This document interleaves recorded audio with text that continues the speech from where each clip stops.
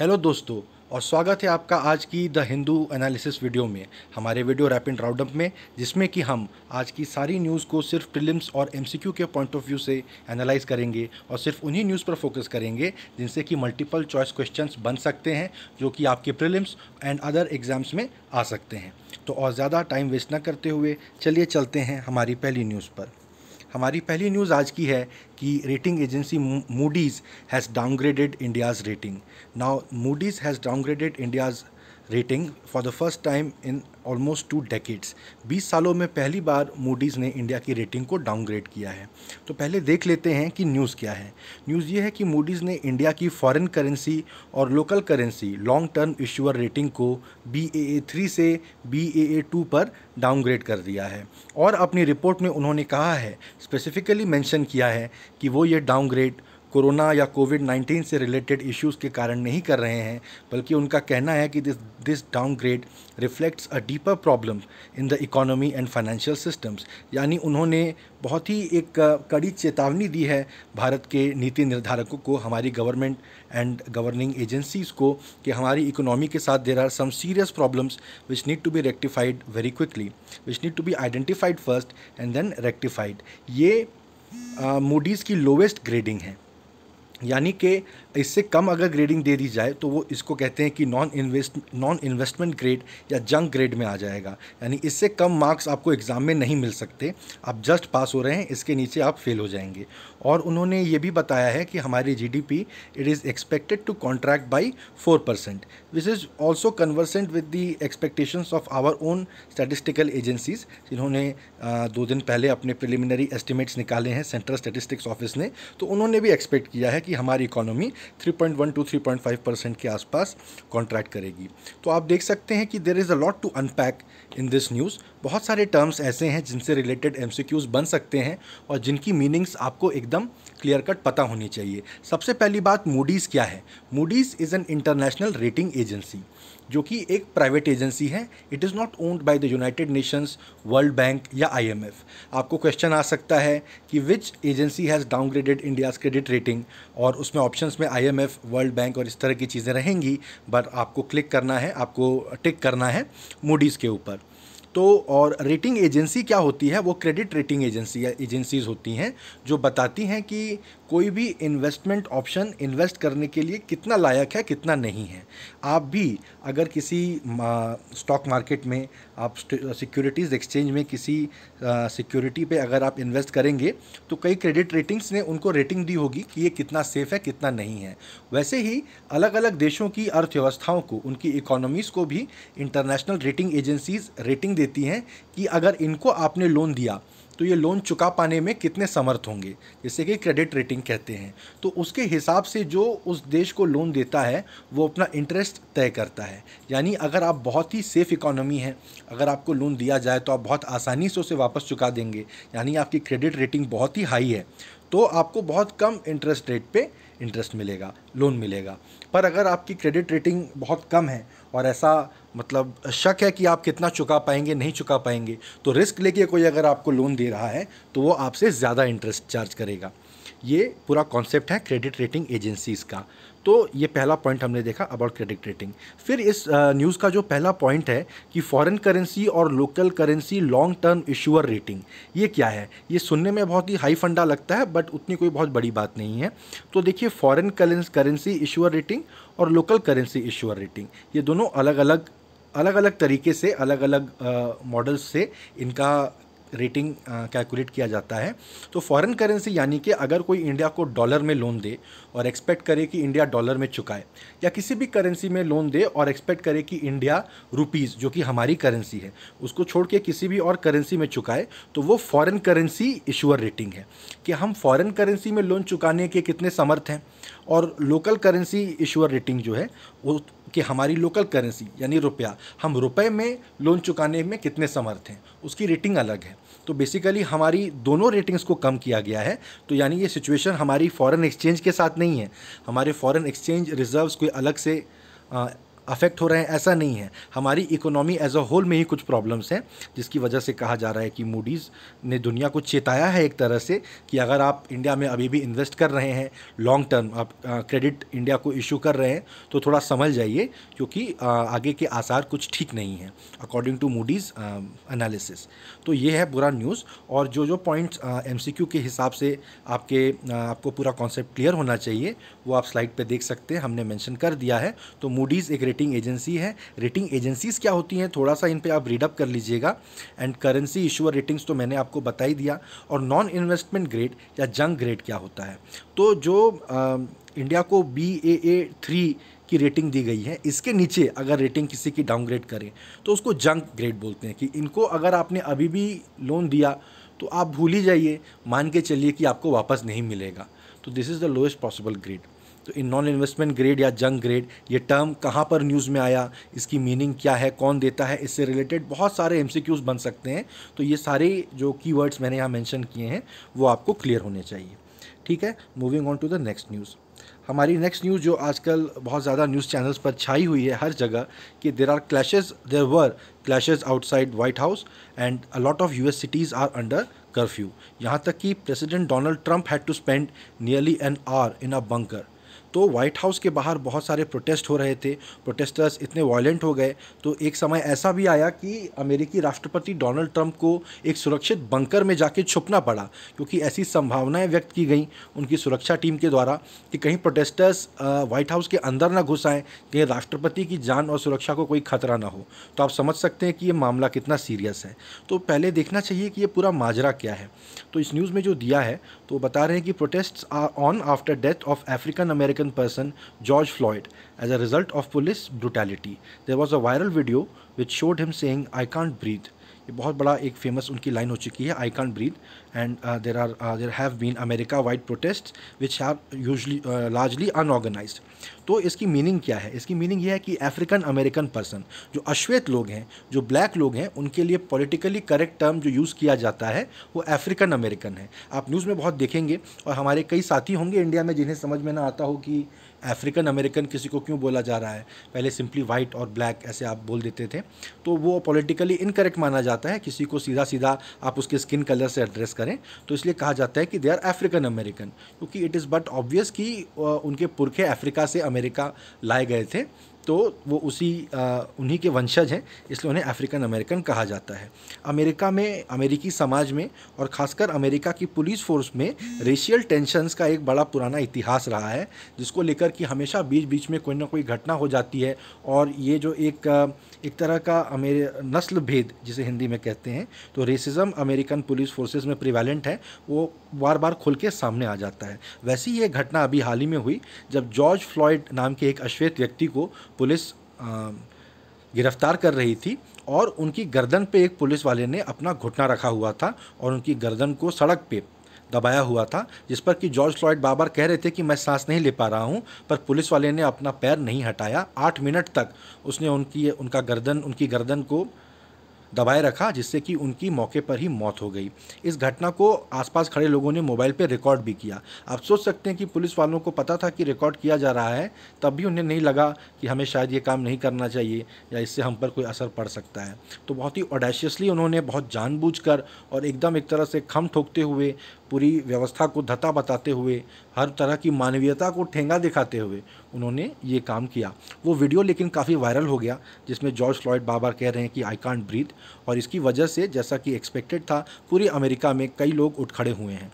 America में जो protests होते हैं, रैलीज़ होती हैं, तो वहाँ सिर्फ 2 ही पॉलिटिकल पार्टीज़ हैं। तो कोई पॉलिटिकल पार्टी उनको ऑर्गेनाइज़ करने के लिए नहीं होती है। प्रोटेस्ट के कोई नेता ऐसे सामने नहीं आते हैं कि जिनके बयान हों, जिनकी कोई मांगे हों, जिनकी कुछ डिमांड्स हों, जिन पर सीधा सीधा बात हो सके। तो वहाँ पर जो प्रोटेस्ट्स होते हैं वो हमेशा अनऑर्गेनाइज्ड ही होते हैं। और फिर अगर पॉलिटिकल ग्रुप्स किसी प्रोटेस्ट को लीड नहीं करेंगे तो क्या होगा? दंगा और आगजनी ही होगी। सामानों को आग लगाया जाएगा, पब्लिक प्रॉपर्टी को आग लगाया जाएगा, दुकानों में घुस के लूटपाट होगी। अमेरिका में जब भी प्रोटेस्ट और इस तरह की चीज़ें होती हैं तो ये घटनाएं वहाँ पर आम हैं। वही फिर से हो रहा है। और इसी से संबंधित न्यूज़ में अभी हाल में द हिंदू पब्लिश हो जाने के बाद आज के दिन में ये खबर सामने आई है कि डोनाल्ड ट्रंप जो राष्ट्रपति हैं, उन्होंने धमकी दी है कि प्रोटेस्ट्स अगर नहीं रुके तो वो फ़ौज को भी इन प्रोटेस्ट को शांत करने के लिए उतार सकते हैं। हालांकि अमेरिकी संविधान के जो एक्सपर्ट्स हैं उनका कहना है कि अमेरिका की जो संघीय व्यवस्था है, जो राज्य व्यवस्था, उनकी जो फेडरल कॉन्स्टिट्यूशन है, उसके तहत अगर राज्यों के गवर्नर आर्मी को बुलाए जाने की मांग न करें तो राष्ट्रपति आर्मी को वहाँ नहीं भेज सकते हैं, और राज्यों के गवर्नर आर्मी को इस मामले में इन्वॉल्व करने के बिल्कुल समर्थन में नहीं है, क्योंकि अगर वो, जाहिर बात है, आर्म्ड फोर्सेस को पब्लिक द्वारा की जा रहे प्रोटेस्ट को अगर शांत करने के लिए बुलाएंगे तो इससे उनकी पॉपुलैरिटी कम ही होगी और किसी भी आने वाले चुनाव में जनता उन्हें वोट नहीं देगी। तो ये पूरा मुद्दा है जिसको लेके कि बहुत सारी बातें चल रही है। जॉर्ज फ्लॉयड कौन है और किस देश में अश्वेत रेस रिलेशंस को लेके अभी बहुत प्रोटेस्ट हो रहे थे, ये सवाल किसी भी एग्ज़ाम में आ सकते हैं। Moving on to the next news, ये पार्लियामेंट के प्रिसाइडिंग ऑफिसर्स यानी लोकसभा और राज्यसभा के जो प्रिसाइडिंग ऑफिसर्स हैं उनकी मीटिंग में कुछ फैसले सामने आए हैं। पहला, उन्होंने ये डिसाइड किया है कि कोरोना से संबंधित, कोविड-19 से संबंधित बीमारियां, ये मामला तो चल ही रहा है, तब पर भी पार्लियामेंट की सिटिंग को कैसे किया जाए, पार्लियामेंट का सेशन कैसे बुलाया जाए। तो उन्होंने बोला है कि एक दिन लोकसभा बैठेगी और एक दिन राज्यसभा बैठेगी, अल्टरनेट डेज में लोकसभा और राज्यसभा की मीटिंग कराई जाएगी। तो इस वजह से पार्लियामेंट के प्रांगण में ज़्यादा भीड़ नहीं होगी, पार्लियामेंट के प्रेमाइसेस में ज़्यादा लोग नहीं रहेंगे, और कम लोग रहेंगे तो सोशल डिस्टेंसिंग का पालन करके पार्लियामेंट का सेशन चलाया जा सकेगा। फिर पार्लियामेंट के प्रिसाइडिंग ऑफिसर्स ने ये भी बोला कि वर्चुअल पार्लियामेंट भी हम कर सकते हैं, पार्लियामेंट की मीटिंग को वर्चुअली ऐप्स के ज़रिए ऑनलाइन इस तरह से किया जा सकता है। पहले कई लोगों ने ऐसी शंका उठाई थी कि फिर ऐसे में सीक्रेसी कैसे मेंटेन रहेगी, जो डिस्कशंस होंगे उनको तो कोई बाहर से आके हैक कर सकता है, घुस सकता है, सुन सकता है, या जो थर्ड पार्टी ऐप है वो इन कॉन्वर्सेशंस को रिकॉर्ड कर सकती है। तो अभी किसी पार्लियामेंट की standing committee on home affairs की मीटिंग होने वाली थी वर्चुअली, तो फिर लोकसभा के जो सेक्रेटेरिएट के ऑफिसर्स थे उन्होंने यही ग्राउंड देके, कि प्राइवेसी का ग्राउंड देके, कि कॉन्स्टिट्यूशन में तो ऐसा कोई प्रावधान है नहीं कि जब प्राइवेसी ना मेंटेन की जा सके तो कैसे मीटिंग की जाए, तो उन्होंने ये वर्चुअल मीटिंग को डिसअलाउ कर दिया था, उसको अलाउ नहीं किया गया था। पर आज प्रिसाइडिंग ऑफिसर्स की मीटिंग में ये बात हुई कि जो पब्लिक प्रोसीडिंग्स हैं, जो ज़ीरो आवर है, जो क्वेश्चन आवर है, और ये सारे कौन कौन से अलग अलग इस तरह के आवर्स होते हैं पार्लियामेंट में, कौन कौन से रूल्स होते हैं जिनके तहत डिस्कशन होता है, ये सब किसी भी सीरियस यूपीएससी एस्पिरेंट के फिंगर टिप्स पे होने चाहिए कि ज़ीरो आवर में क्या होता है, क्वेश्चन आवर में क्या होता है, शून्यकाल, प्रश्नकाल, और स्टार्ट क्वेश्चंस और अनस्टार्ट क्वेश्चंस कैसे पूछे जा सकते हैं और उनमें क्या क्या प्रोविजंस होते हैं, किस रूल के तहत राज्यसभा में, कहाँ लोकसभा में कोई मोशन मूव किया जा सकता है, बिल के क्या क्या स्टेजेस होते हैं जिनसे बिल गुजरता है, अलग अलग स्टैंडिंग कमिटीज़ होती हैं पार्लियामेंट की और कौन कौन सी कमिटीज़ होती हैं, स्पीकर, चेयरमैन, डिप्टी स्पीकर, ये सारी चीज़ें पार्लियामेंट से संबंधित सब बहुत इंपॉर्टेंट हैं। इनसे ज़रूर 1 या 2 या 3 तक भी क्वेश्चंस हर यूपीएससी प्री में आ ही जाते हैं, इस बार भी बिल्कुल आप एक्सपेक्ट कर सकते हैं।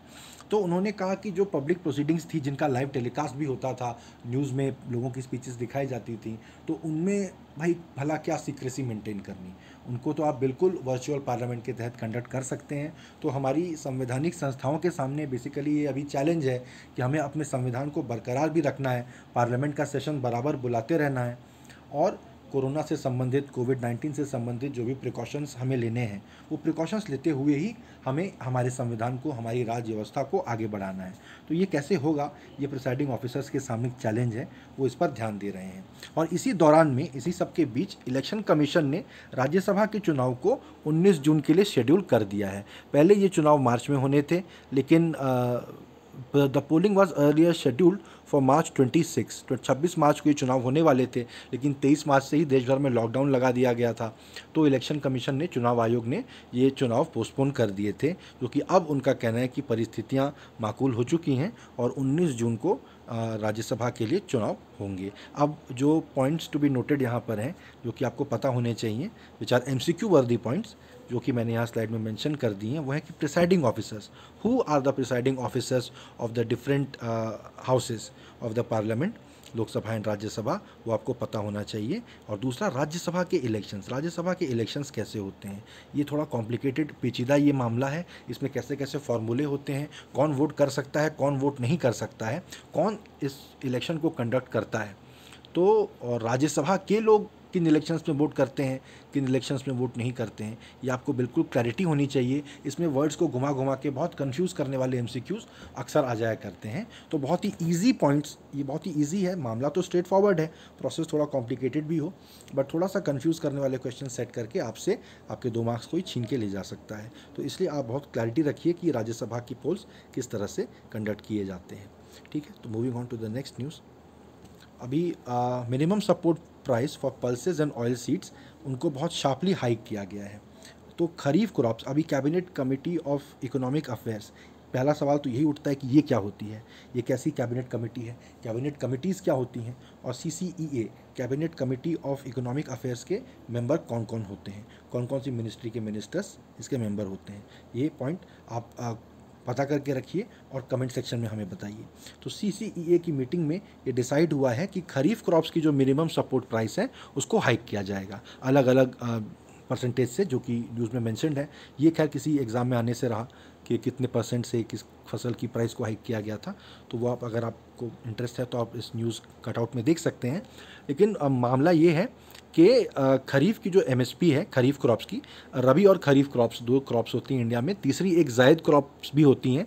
तीनों क्रॉप्स कब के कब होती हैं ये आपको क्लियर होना चाहिए, किस सीज़न में रबी क्रॉप्स उगती हैं, किस सीज़न में खरीफ क्रॉप्स उगती हैं, और उन दोनों के बीच में एक छोटा सा कुछ जगहों पे जायद क्रॉप्स भी होते हैं, वो आप पता करके रखिए। बहुत आसानी से उन पे MCQ बन जाते हैं, अक्सर आते हैं, दिस आर वेरी MCQ वर्दी पॉइंट्स। तो खरीफ क्रॉप्स का MSP जो है वो कॉस्ट ऑफ प्रोडक्शन के 1.5 गुना पे सेट किया गया है। काफ़ी समय से ये बात हो रही है, नरेंद्र मोदी जी के चुनावी घोषणा पत्र का ये हिस्सा था कि किसानों को उनकी लागत का 1.5 गुना दिया जाएगा मिनिमम सपोर्ट प्राइस में। यानी किसान जब खेती करता है तो वो उसकी जो लागत लगती है खेती में, उसका कम से कम 1.5 गुना सरकार ही उसको मिनिमम सपोर्ट प्राइस में गारंटी कर देगी। मार्केट में हो सकता है उसको इससे ज़्यादा भी मिल जाए। तो ये डिसीजन हुआ था, उसको फाइनली खरीफ क्रॉप्स के लिए इम्प्लीमेंट किया जा रहा है, क्योंकि आपको पता होगा कोरोना से संबंधित इकोनॉमिक लॉकडाउन की वजह से समाज के अलग अलग वर्ग हैं जिनको कि काफ़ी घाटा और नुकसान झेलना पड़ा है। तो सरकार अलग अलग रास्ते निकाल रही है कि कैसे उन्हें हेल्प किया जाए। तो किसानों तक हेल्प पहुंचाने के लिए ये एक रास्ता निकाला गया है। ये जो 1.5 गुना उनको कॉस्ट ऑफ प्रोडक्शन दिया जाएगा, तो उनका प्रोडक्शन कॉस्ट निकाला कैसे जाए। इन द पास्ट काफ़ी कंट्रोवर्सी इस बात पर भी हुई है कि सरकार जो कहती है कॉस्ट ऑफ प्रोडक्शन, असल में कॉस्ट उससे कहीं ज़्यादा रहता है। तो किसान कहते हैं ये तो हमें 1.5 गुना मिला नहीं। तो वो उन्होंने बता दिया है कि ऑल इंडिया वेटेड एवरेज निकाला जाएगा। वेटेड एवरेज क्या होता है? वेटेड एवरेज स्टैटिस्टिक्स का एक कॉन्सेप्ट है। उसके तहत एवरेज 2 चीज़ों का सिर्फ उनको आपस में जोड़ के बाई 2 डिवाइड करके नहीं निकालेंगे। हम देखेंगे किस चीज़ का टोटल में कितना वेट है। मतलब मान लीजिए अगर क्लास में 10 बच्चे पढ़ते हैं, उनमें से 9 लोग दिन की 2 चॉकलेट खाते हैं और उनमें से कोई एक बच्चा है वो दिन की 10 चॉकलेट खाता है, तो बोलेंगे क्लास के बच्चे ऑन एन एवरेज दिन की कितनी चॉकलेट खाते हैं। तो 10 + 18, 28/2 करके 14 ऑन एन एवरेज ऐसा नहीं निकाला जाएगा, क्योंकि एक ही बच्चा सिर्फ 10 चॉकलेट खा रहा है, बाकी तो 2-2 खा रहे हैं। तो एवरेज में ये रिफ्लेक्ट होना चाहिए। एवरेज कहीं 2.1, 2.2 के आसपास बनेगा वेटेड एवरेज। जो इंटरेस्टेड है वो स्टैट्स की बुक उठा के या गूगल करके देख सकते हैं कि वेटेड एवरेज कैसे निकाला जाता है। तो इससे हमें समझ में आ रहा है कि इंडिया की अलग अलग जगहों पर अलग अलग कॉस्ट ऑफ प्रोडक्शन पड़ता है। कहीं मेरे ख्याल से बिजली फ्री पड़ती है, कहीं नहीं पड़ती है, कहीं पेस्टिसाइड्स और फर्टिलाइज़र्स के ऊपर ज़्यादा टैक्स है, कहीं कम है, इस तरह के, और ट्रांसपोर्टेशन कॉस्ट कहीं ज़्यादा है, कहीं कम है। तो इस वजह से हर जगह का कॉस्ट निकाल के उनका वेटेड एवरेज निकाला जाएगा और उसके बेसिस पे 1.5 टाइम्स कॉस्ट ऑफ प्रोडक्शन जो है वो MSP सेट की गई है और वो उन्हें दी जाएगी। और एक और डिसीजन ये लिया गया है कि एग्रीकल्चरल कामों के लिए, यानी फसल लगाने, खेती करने और एंसिलरी जो खेती से जुड़ी हुई चीज़ें होती हैं, उनमें उनके लिए जो एग्रीकल्चरल लोन्स लिए गए हैं अप टू 3 लाख रुपीज़, उनकी जो रीपेमेंट डेट है वो भी अब बढ़ा दी गई है कि अभी आप नहीं चुका पा रहे हैं तो इट इज़ अंडरस्टूड, क्योंकि मार्केट हर जगह के बंद थे, अभी आप अपनी अर्निंग नहीं कर पाए होंगे तो आप देरी से चुका सकते हैं। तो सिर्फ 3 लाख तक के क्यों? क्योंकि अगर 3 लाख से ऊपर का आपने लोन लिया है तो इट इज़ अज्यूम्ड आप बड़े कद के किसान हैं, आप एकदम छोटे साइज़ के कम अर्निंग के किसान नहीं हैं। तो आपके पास ये फाइनेंशियल कैपेबिलिटी होगी कि आप अपना लोन अभी भी चुका सकें। तो हमेशा जो मार्जिनलाइज्ड सेक्शन के लोग होते हैं वो जो कम अर्निंग जिनकी होती है उन्हीं के लिए इस तरह की फैसिलिटीज़, लोन की डेट एक्सटेंड कर दी या उनको ज़्यादा लोन दिया और इस तरह की चीज़ें की जाती हैं, विच इज़ बट ऑब्वियस। तो इसमें MCQ वर्दी जो पॉइंट्स आपको पता होने चाहिए वो मैंने स्लाइड के नीचे मेंशन कर दिए हैं, which are rabi and kharif crops. Rabi और खरीफ क्रॉप्स क्या होती हैं, MSP क्या होती है, मिनिमम सपोर्ट प्राइस, APMC क्या होता है, एग्रीकल्चरल प्रोडक्ट्स मार्केटिंग कमेटी ये क्या होता है, and cabinet committee on economic affairs क्या होती है, कौन कौन सी मिनिस्ट्री के मिनिस्टर्स इसके मेंबर होते हैं। ये सारे पॉइंट्स को आप ब्रश अप कर लीजिए। Moving on to the next news कि निसर्ग नाम का एक साइक्लोन अरब सागर में बॉम्बे और गुजरात के कोस्ट पर आने वाला है कल, यानी 3 जून की दोपहर को, ऐसा इंडियन मीटेरोलॉजिकल डिपार्टमेंट ने बताया है। ऐसा भी बताया जा रहा है कि जून 1891 के बाद से पहला साइक्लोन है जो महाराष्ट्र की कोस्ट को जून में हिट करेगा। तो आप कितने सालों से, 100 साल के ऊपर से जून में कोई साइक्लोन महाराष्ट्र की कोस्ट में आया नहीं है। और इसी बीच में, इस साइक्लोन के बीच में IMD ने ये भी बताया कि केरला में मानसून आ चुका है, उनके द्वारा जो किया गया था प्रेडिक्शन उसके 4 दिन पहले। एक प्राइवेट वेदर एजेंसी है स्काईमेट, तो उन स्काईमेट ने 2 दिन पहले बता दिया था कि भाई मानसून आ चुका है, तब हमारा मेट्रोलॉजिकल डिपार्टमेंट नहीं मान रहा था। उनका कहना था कि नहीं जैसा हमने कहा है वैसा 5 दिन बाद ही आएगा, लेकिन आज उन्होंने भी एडमिट कर लिया कि नहीं, मानसून आ चुका है। हालांकि जब मानसून आ रहा है और वेस्टर्न साइड से, हमारे देश की वेस्टर्न कोस्ट पे एक साइक्लोन आ रहा है, तो क्या होगा कि मानसून केरला में तो आ गया है, पर वो जो आगे बढ़ता है हमारे देश में उसकी प्रोग्रेस हॉल्ट हो जाएगी। कह रहे हैं कि देयर विल बी अ हाइएटस, कुछ दिन के लिए ब्रेक रहेगा कि मानसून आगे नहीं बढ़ेगा। क्योंकि आप समझ सकते हैं कि मानसून की जो प्रोसेस है, तो लो प्रेशर एरियाज़ आगे बढ़ते रहती हैं, तो उनके साथ साथ मानसून विंड्स अंदर आती रहती हैं। पर अगर कहीं साइक्लोन आ जाए बीच रास्ते में तो वहाँ का लो प्रेशर कम हो जाएगा, तो मानसून आगे नहीं बढ़े, कुछ दिन के लिए हॉल्ट हो जाएगा। तो मानसून की प्रोग्रेस को साइक्लोन निसर्ग के आने से जो है एक रोड ब्लॉक आ गया है। ये क्वेश्चन MCQ में आ सकता है कि अगर एक तरफ से साइक्लोन आ जाए तो इधर से मानसून जो है वो उसके आने में तेज़ी हो जाएगी, कि क्या वो देर से आएगा, क्या वो रुक जाएगा या वो पीछे चला जाएगा। तो आपको मार्क ये करना है कि पीछे नहीं जाएगा, जहाँ तक उसकी प्रोग्रेस हो चुकी है वहीं पर उसकी प्रोग्रेस हॉल्ट हो जाएगी, and there will be a hiatus, quote unquote hiatus, और थोड़ा दिन के बाद मानसून आगे बढ़ेगा, जब तक कि वहाँ का हाई प्रेशर एरिया वापस से लो प्रेशर में कन्वर्ट नहीं हो जाता है। तो ये थी news about cyclone Nisarga. Moving on to the next news about hydroxychloroquine sulphide. अगर आपको पता हो तो जब से ये कोरोना वाली बीमारी हमारे देश में फैली है, तब से इंडिया के Indian council of medical research ने एक गाइडलाइन जारी की थी कि अगर आप हाइड्रोक्सी क्लोरोक्विन जो है वो मलेरिया की दवाई है, लेकिन अगर आप खाएंगे तो अगर आपको कोरोना नहीं है तो आपको कोरोना होने के चांसेस कम हो जाएंगे। लेकिन इंटरनेशनली यूरोप से लेकर अमेरिका के अलग अलग स्टडीज़ में ये पाया गया कि पेशेंट्स को अगर क्लोरोक्विन दिया जा रहा है तो उनकी हार्ट और किडनी डिजीज़ से डेथ होने की तादाद में वृद्धि हो रही है। तो हमारे देश में भी इस बात को लेके बात उठी कि भाई इसका क्या मतलब है। हमारे यहाँ तो कहा जा रहा है कि आप क्लोरोक्विन खाइए, और विदेशों में कहा जा रहा है कि मत खाइए, उससे खतरा बढ़ जा रहा है। तो इसका क्या मतलब है। तो Indian council of medical research ने अब वो बाकायदा आंकड़े लेकर सामने आए हैं कि उन्होंने स्टडीज़ की हैं हेल्थ केयर वर्कर्स के ऊपर, क्योंकि हेल्थ केयर वर्कर्स सबसे ज़्यादा एक्सपोज हो रहे हैं to the corona virus, to the कोविड-19 वायरस, जिसको कि आप देखिए यहाँ पर सार्स-कोव-2 भी कहा जाता है। एक MCQ ज़रूर ऐसा बन सकता है कि जो अभी राइट नाउ पेंडेमिक फैला है वो किस बीमारी, इनमें से किस बीमारी का नहीं है। तो उसमें सार्स-कोव-2, कोविड-19, नोवल कोरोना वायरस, इस तरह के सारे नाम दिए होंगे। आपको पता होना चाहिए कि कोविड को क्या क्या कहा जाता है। MERS, the middle east respiratory syndrome, ये वो नहीं है, ठीक है। अगर सिर्फ सार्स बोल दिया जाए तो ये सार्स नहीं है। तो उसमें से जो इनकरेक्ट ऑप्शन होगा वो MERS या सार्स होगा। उसमें कोई इबोला का भी ऑप्शन रह सकता है, but I don't think Ebola से कोई भी कंफ्यूज होगा। तो आज इस न्यूज़ पे वापस आते हैं। तो न्यूज़ ये कह रही है कि ये देखा गया कि जिनको कोरोना अभी हुआ नहीं है वो अगर एटलीस्ट 6 हफ्ते से क्लोरोक्विन, ये हाइड्रोक्सी क्लोरोक्विन सल्फाइड HCQS कहते हैं, इसकी डोजेज अगर ले रहे हैं तो ऐसे लोगों में सिर्फ 10% लोगों को कोरोना पॉजिटिव पाया गया, ठीक है। यानी कि कम से कम 6 हफ्ते से अगर आप ले रहे हैं हाइड्रोक्सी क्लोरोक्विन सल्फाइड तो आपको कोरोना होने के चांसेस, अगर आप वायरस से एक्सपोज भी हुए तो भी काफ़ी कम हो जाते हैं। और जो बात इस स्टडी में मेंशन नहीं है, लेकिन एक पहले जब सबसे पहले Indian council of medical research ने अपनी गाइडलाइंस लाई थी, तब उन्होंने कहा था कि वायरल लोड, अगर आपको कोरोना हो भी जाए और आप ये दवाई खा रहे हैं 6 हफ्तों से, तो आप में वायरल लोड बहुत कम होगा, यानी आपके अंदर जो वायरस की मात्रा प्रेजेंट है वो काफ़ी कम होगी। और वायरल लोड एक तय करता है कि जिसको कोरोना हुआ है वो ठीक हो जाएगा या उसका देहांत हो जाएगा। इसमें वायरल लोड बहुत इंपॉर्टेंट फैक्टर प्ले करता है। तो सभी पॉइंट्स को ध्यान में रखते हुए फ़िलहाल तो यही लग रहा है कि HCQS वाली दवाई क्लोरोक्विन अगर आप खा रहे हैं 6 हफ्तों से, तो आपको कोरोना होने के चांसेस कम हो जाते हैं। और ये रिकमेंड तो सिर्फ हेल्थ केयर वर्कर्स को किया गया है, बट बाकी लोग भी खा ही सकते हैं। और साथ ही साथ एक और न्यूज़ आज के द हिंदू में आई है कि रशिया ने एक एंटीवायरल ड्रग को अब अपने यहाँ पर कोविड-19 पेशेंट्स के ट्रीटमेंट के लिए अगले हफ्ते रोल आउट करने का फैसला ले लिया है। उस दवाई का नाम है एवीफेविर, या ये उसका ब्रांड नेम है, या उसका जेनेरिक नेम है फेविपिराविर। ये आप इसकी स्पेलिंग देख सकते हैं। ये दवाई जापान में लेट 90s में डेवलप की गई थी, वहाँ पर इसे एविगान बोला जाता है। ये एक एंटीवायरल ड्रग है जो किसी भी वायरस से होने वाली बीमारी के लिए जनरली यूज़ किया जाता था। जापान में भी इस बीमारी को ट्रैक किया जा रहा है, इस पर टेस्ट किए जा रहे हैं। वहाँ के प्राइम मिनिस्टर शिंजो आबे ने पब्लिकली इस मेडिसिन का सपोर्ट किया है, इसको काफ़ी लॉड किया है, हेल किया है कि इसका यूज़ ज़रूर किया जाना चाहिए फॉर ट्रीटिंग पेशेंट्स विद कोविड-19। तो इस बीमारी का, तो इस मेडिसिन का नाम भी किसी MCQ में ज़रूर पूछा जा सकता है। Moving on to the next news.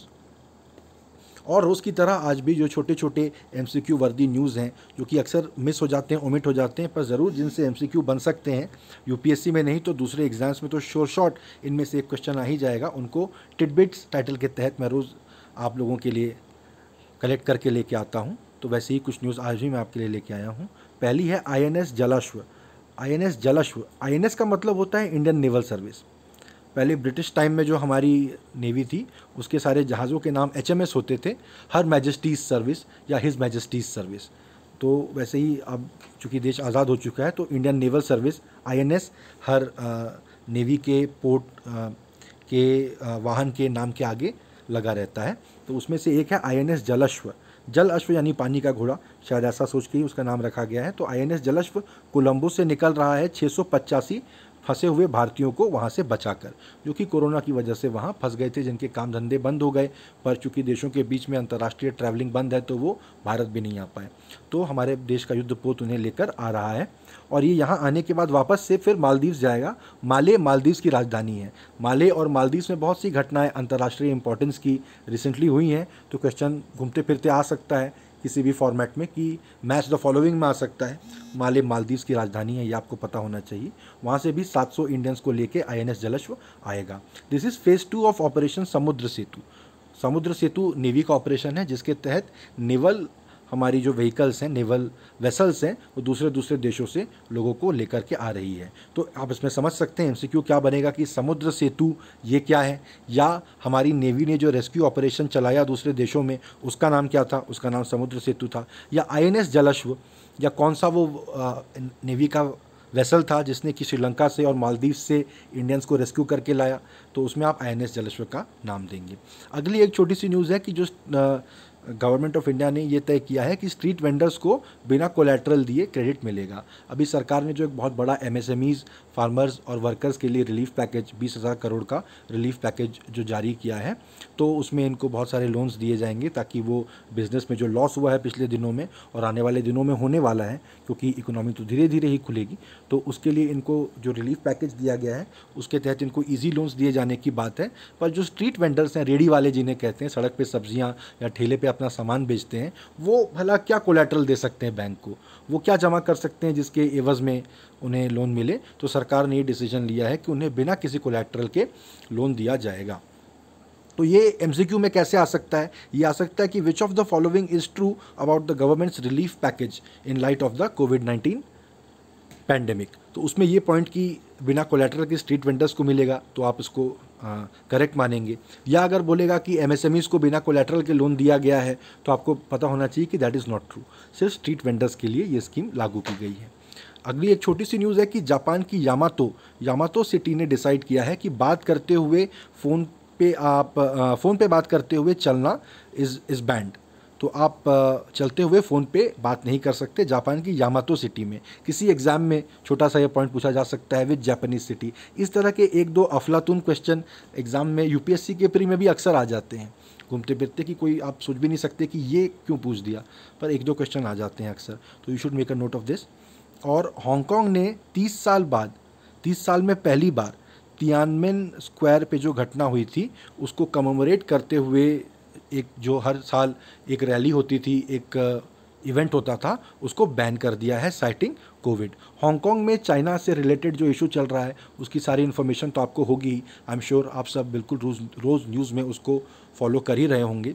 Tiananmen square 1989 की घटना है। तियानमेन स्क्वायर बीजिंग में एक बहुत ही पॉपुलर चौक है, वहाँ पर लोग जाके प्रोटेस्ट करते थे, असेंबल होते थे। जैसे दिल्ली में इंडिया गेट का एरिया है या जंतर मंतर का एरिया आप बोलिए, वहाँ पर 1989 में स्टूडेंट्स के एक बहुत बड़े ग्रुप वहाँ पे एकत्रित हुए थे और वो तरह तरह के देश में रिफॉर्म्स की मांग कर रहे थे और ज़्यादा लोकतांत्रिक अधिकारों की बात कर रहे थे। काफ़ी दिनों तक वहाँ पर प्रोटेस्ट चल रहे थे और इस तरह की चीज़ें चल रही थी जो कि चाइनीज़ गवर्नमेंट अलाउ नहीं करती है। चाइना एक कम्युनिस्ट गवर्नमेंट है, चाइना की गवर्नमेंट, और बहुत ज़्यादा लोकतांत्रिक अधिकार वहाँ के लोगों को वो नहीं देती है। तो वहाँ पर के स्टूडेंट्स को भी उन्होंने कई बार कहा कि आप ये चौराहा जो तियानमेन स्क्वायर है इसे खाली कर दीजिए, पर वहाँ के स्टूडेंट्स नहीं माने। तब बहुत ही फेमस घटना हुई थी, वो ये हुई थी कि टैंकों की कतारों को वहाँ पर उनके ऊपर भेज दिया गया था। उन्होंने उनके ऊपर टैंकों से गोले दागे थे, कई छात्रों की मौत हुई थी। और वहाँ पर ये बात दुनिया के सामने आ भी नहीं पाती अगर CNN की एक टीम एक किसी होटल में किसी दूसरे इवेंट को कवर करने के लिए मौजूद ना होती और चाइनीज़ सरकार के ध्यान में ये बात नहीं आई कि यहाँ पर अंतर्राष्ट्रीय मीडिया का एक जत्था मौजूद है, और उन्होंने चुपके से अपने खिड़की से कुछ रिकॉर्डिंग भी कर ली थी। तो और चाइना में अधिकतर लोगों को, आज की जनरेशन के अधिकतर लोगों को इस घटना की जानकारी भी नहीं है, क्योंकि चाइना इस तरह की गूगल सर्चेज और इन चीज़ों को बैन करके रखता है अपने देश में। तो तियानमेन स्क्वायर किस देश में था, तो वो चाइना में था। और हांगकांग से संबंधित बहुत सारी न्यूज़ MCQ में ज़रूर आ सकते हैं। तहरीर स्क्वायर का सवाल अगर आए तो तहरीर स्क्वायर इजिप्ट में था, जिससे कि अरब स्प्रिंग वाले सारे प्रोटेस्ट चालू हुए थे जो कि 5-6 साल पहले हुए थे, strings of a lot of protest. तो तहरीर square is in Egypt, Tiananmen square is in Beijing China, ये आपको पता होना चाहिए। और अगली जो छोटी न्यूज़ है दैट इज़ अबाउट, एक न्यूज़ आई है कि त्रिपुरा में ब्रू रेफ्यूजीज़ के कैंप में किसी को कोविड-19 हो गया है, तो वो डर रहे हैं कि हमारे यहाँ भी ना फैल जाए। तो इससे देखिए पॉइंट बनता है कि ये ब्रू रेफ्यूजीज़ कौन है। ब्रू कॉफ़ी हम सब जानते हैं, ब्रू रेफ्यूजीज़ कौन है, तो ब्रू, उनको रेयांग ट्राइब भी कहा जाता है। ये एक जनजाति है जो कि ओरिजिनली त्रिपुरा की है, लेकिन काफ़ी 100 सालों से ये मिज़ोरम में रह रही थी। तो ये एक शेड्यूल्ड ट्राइब है। मिज़ोरम में 21 शेड्यूल्ड ट्राइब्स हैं, उनमें से एक ये ब्रू या रियांग ट्राइब है, क्योंकि ओरिजिनली त्रिपुरा के ये लोग हैं बट रहते हैं मिज़ोरम में। और 1997 से करीब 35,000 के ऊपर ब्रू रेफ्यूजीज़ आसाम और त्रिपुरा के अलग अलग रेफ्यूजी कैंप्स में रह रहे हैं। यानी मिज़ोरम के जो और बाकी जनजातियां हैं वो इनका मिज़ोरम में रहना पसंद नहीं करती हैं। उनका कहना है कि ये ओरिजिनली त्रिपुरा की ट्राइब्स हैं, इनको त्रिपुरा में रहना चाहिए, मिज़ोरम में क्यों रह रही हैं। पर कई 100 साल से ये लोग अब रह रहे हैं मिज़ोरम में, तो वो भी क्या करें, उनके खिलाफ़ हिंसा वगैरह हुई थी तो वो इस तरह के रेफ्यूजी कैंप्स में रह रहे हैं। तो इनसे रिलेटेड कोई ना कोई MCQ ज़रूर बन सकता है। ये जितने पॉइंट्स मैंने यहाँ पर दिए वही इंपॉर्टेंट हैं, इससे रिलेटेड और कोई इंपॉर्टेंट पॉइंट तो है नहीं। तो गाइज़ थैंक यू, ये थी आज की न्यूज़ और न्यूज़ की एनालिसिस। जितने भी MCQ वर्दी पॉइंट्स मैंने आप सबको पॉइंट आउट किए हैं, make sure to make a note of them and brush up your knowledge on all of those points. और प्लीज़ कमेंट करिए कि वीडियो आपको कैसा लगा और क्या जानकारी आप चाहते हैं मेरे से। और मेरा चैनल नया है, ये मेरा नया इनिशिएटिव है, प्लीज़ मेरे चैनल को सब्सक्राइब करिए, अपने दोस्तों के साथ शेयर करिए। आने वाले दिनों में और भी UPSC प्री और अलग एग्ज़ाम से रिलेटेड अच्छी वीडियोज़ मैं आप सबके लिए डालने वाला हूँ। तो please stay tuned and thank you, और मिलते हैं कल।